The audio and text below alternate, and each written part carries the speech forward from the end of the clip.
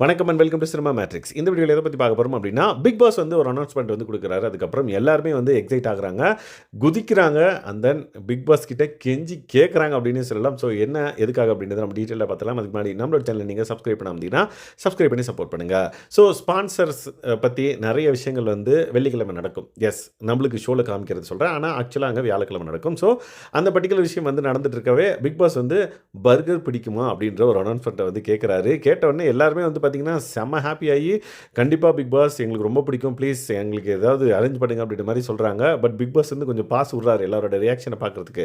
Sabari, FJ, Kamaruddin, Viana எல்லாம், mostly Ramya, கனி எல்லாருமே most of the contestants வந்து ரொம்ப பர்கருக்காக ஏங்க ஆரம்பிச்சிட்டாங்க. உடனே பிக் பாஸ் வந்து லைக் ஏதோ ஒன்று சொல்ல வராரு, அதுக்கப்புறம் ஸ்டாப் பண்ணுறாரு. ஸோ இந்த மாதிரி சொன்னோடனே ஓ கண்டிப்பாக நம்மளை வந்து ஏமாற்ற போகிறாரு, சும்மா கேட்டேன்னு சொல்ல போகிறாரு அப்படின்ற மாதிரி. பட் உங்களுக்கு ஸ்டோர் ரூமில் பர்கர் வந்து அவைலபிளாக இருக்குது.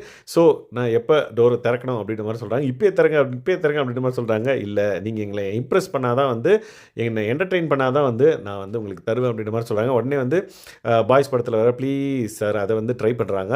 பட் எல்லாருமே வந்து பார்த்திங்க அப்படின்னா கோஆர்டினேஷனே இல்லாமல் பண்ணுறாங்க. உடனே பிக் பாஸ் வந்து கோஆர்டினேஷன் இல்லையே அப்படின்ற மாதிரி சொல்கிறாரு. உடனே எல்லாரையும் கூப்பிட்டு ஃபஸ்ட்டு ரவுண்டாக நின்று ப்ராக்டிஸ் பண்ணுறாங்க. அதுக்கப்புறம் வந்து ப்ராக்டிஸ் பண்ணதுக்கப்புறம் வந்து பார்த்திங்கன்னா கேமரா முன்னாடி நின்று பெர்ஃபார்ம் பண்ணுறாங்க. ஸோ என்டர்டெயின் பண்ணுறதுக்கு.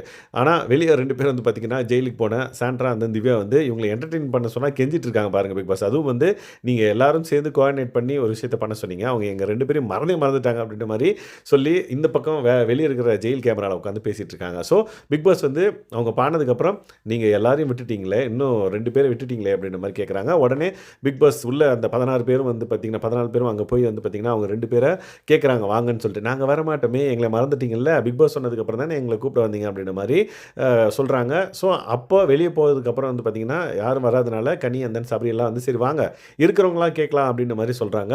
ஸோ வெளியே போனப்போ விஜய், பார்வதி அண்ட் தென் இவர் பிரஜன் 2 பேருமே அங்கேயே ஸ்டே பண்ணிடுறாங்க, எங்களுக்கு வேணாம் அப்படின்ற மாதிரி.